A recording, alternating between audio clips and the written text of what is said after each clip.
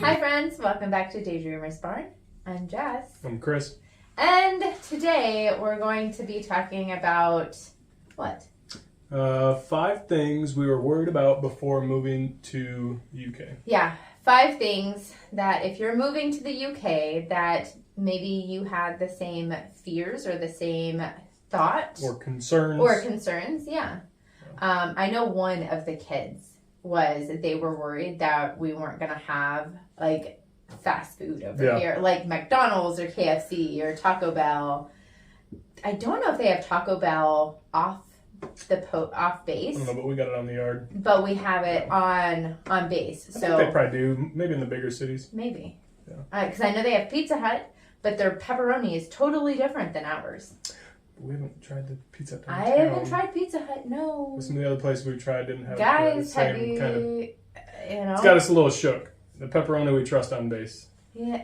Oh, we don't trust it. It's just something that we're used to. Yes, we're used to that one. Yeah, it's I guess cured maybe differently, or the taste and texture is just weird. Different than what we're expecting. Yeah. So I wanted to share one of the kids. I thought that would be fun. Even though they're not down here to share. Yeah. Yeah.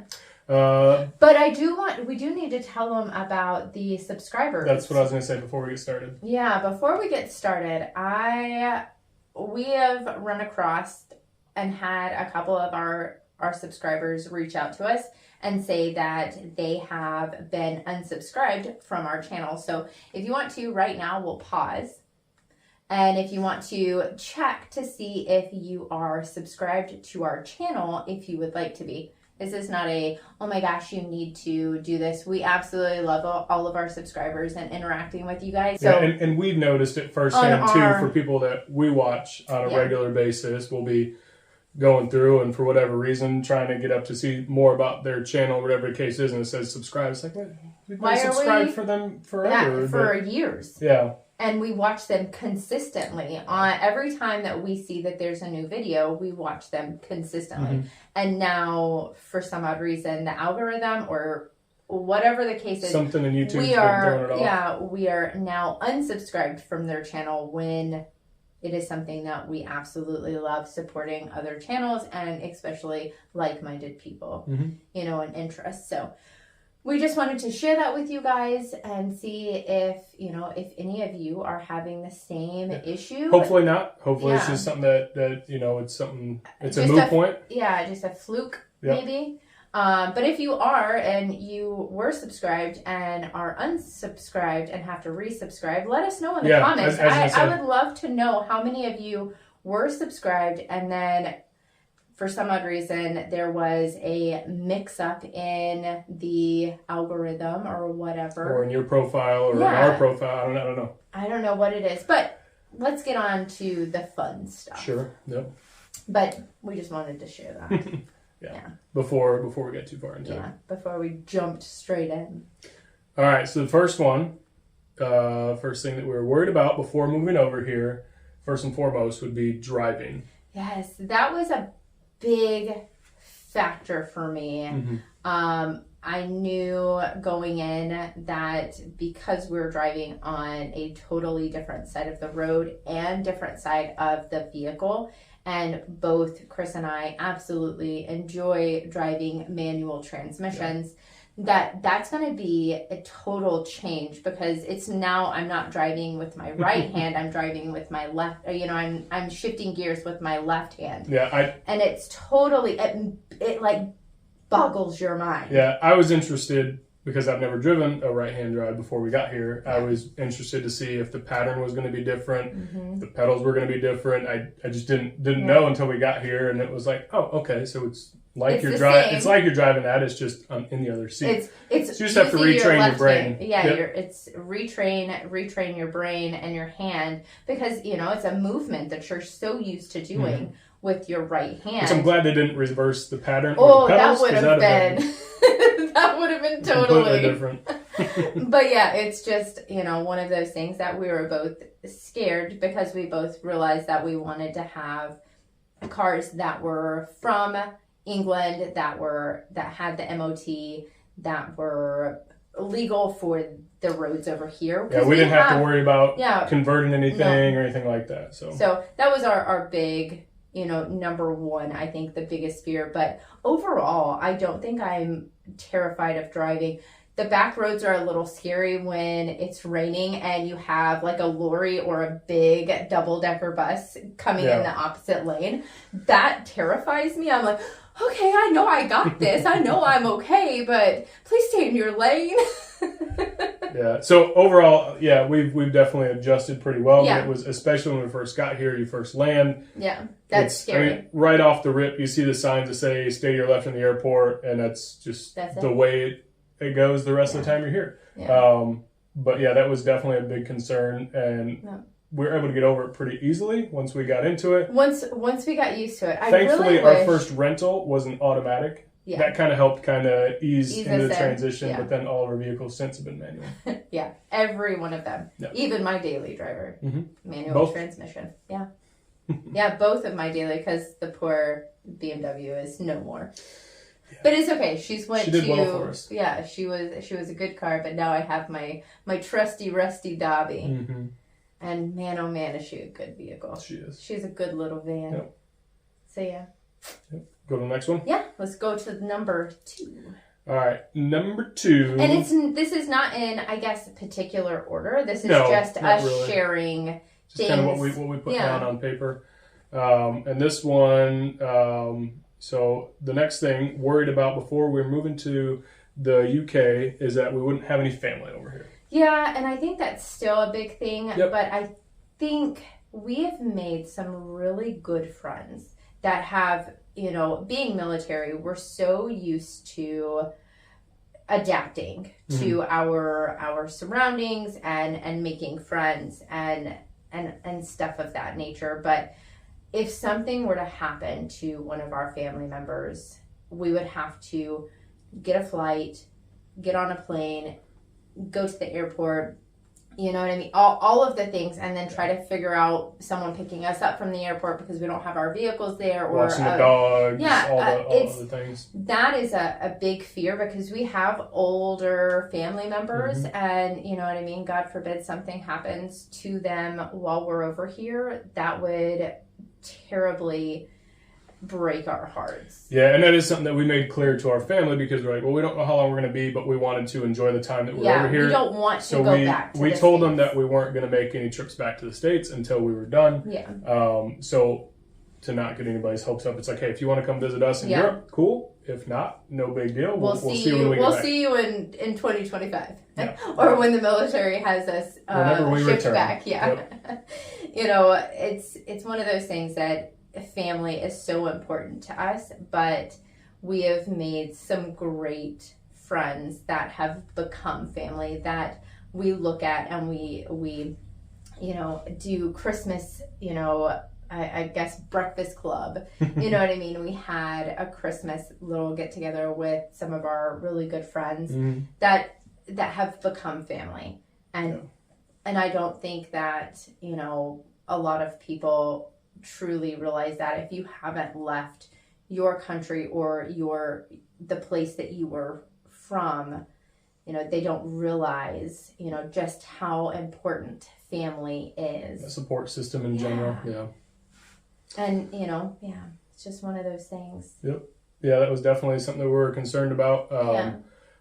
But like I said, I think we've done okay. We have as of this far, and we've had your mom and dad come to visit us. Yep.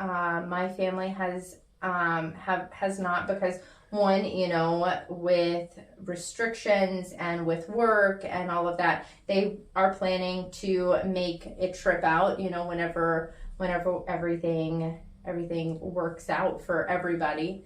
Another thing too is that we.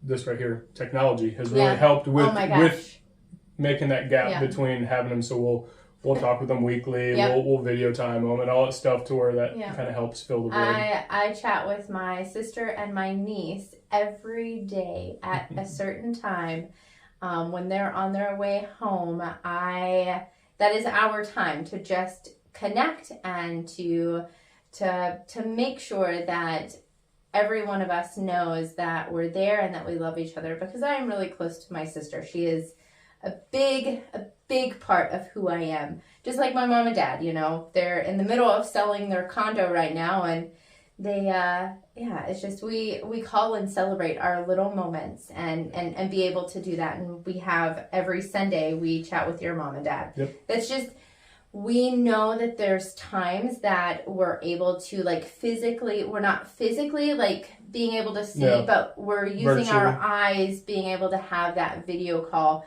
It's just so important. I'm so thankful for how technology has come a long way since you've deployed. Yeah. Oh my Lanta, waiting in those lines to talk to each other and writing those handwritten letters. Yeah, that was a different time back then. It was. Can't even comprehend it now. No, I don't think I could go back to that. Yep. Yeah, I'd have to wait in line at least an hour or so to get a 10-15 minute call. Yeah, and then we'd have someone interrupt the calls. Your phone conversation is going to end in 1 minute. Oh, crap. Okay. Say our goodbyes real quick. Love you. Yep. Technology has aged, helped that gap. Yeah, from where we were to where we are, it's definitely helped some of those issues. Yeah, it has. So yeah.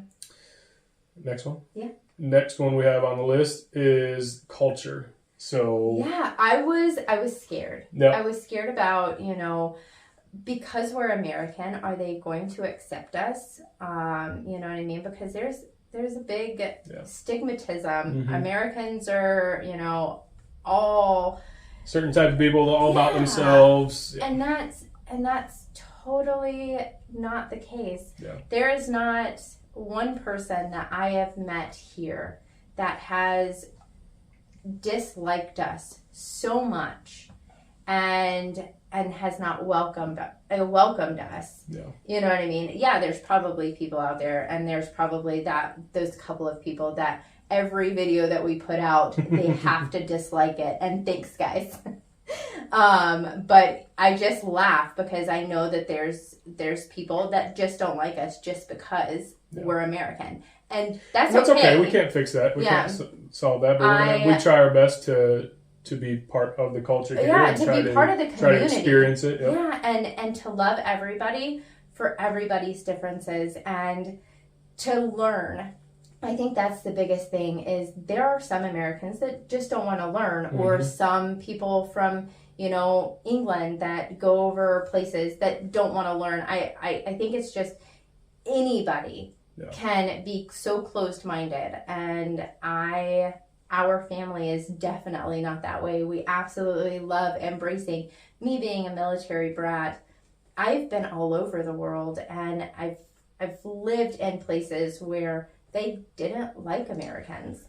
Yeah, and I have too. Yeah, and there's here that was I'm glad that that's a fear because you don't know how it's gonna be. You can watch all of the videos and all of the things, but you don't know until you're in it. You don't know, and man, oh man, has that pleased me so.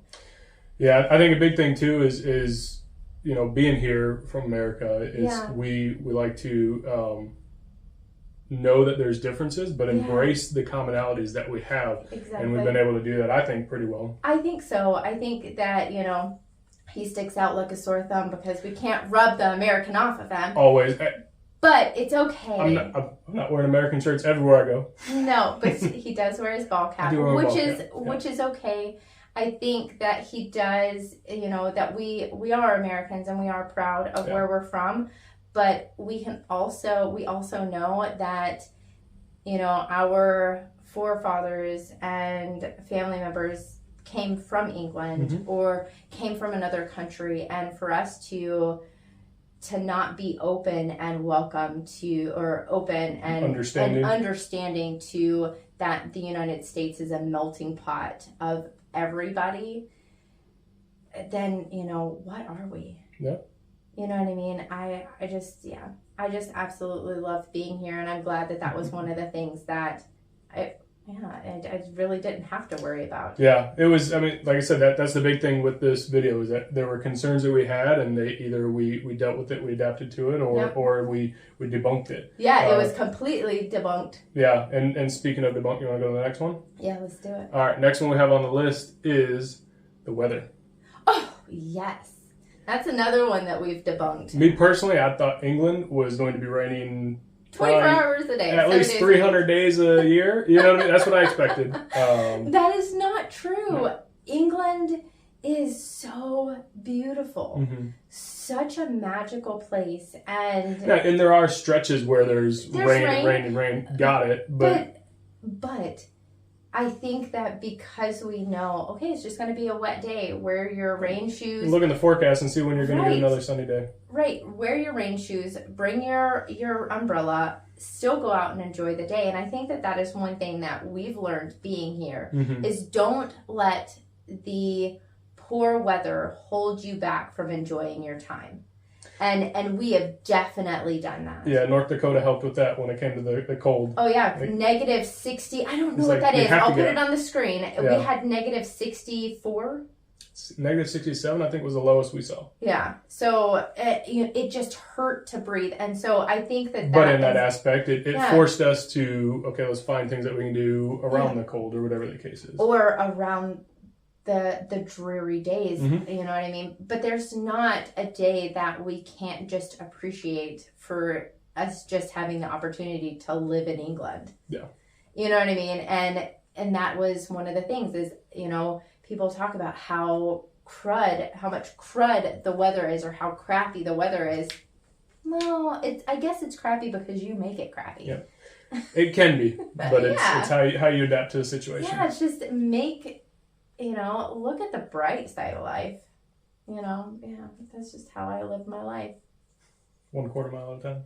No. Oh, that's the glass is half full all the time. All right, let's see. Okay, so number 5. Okay.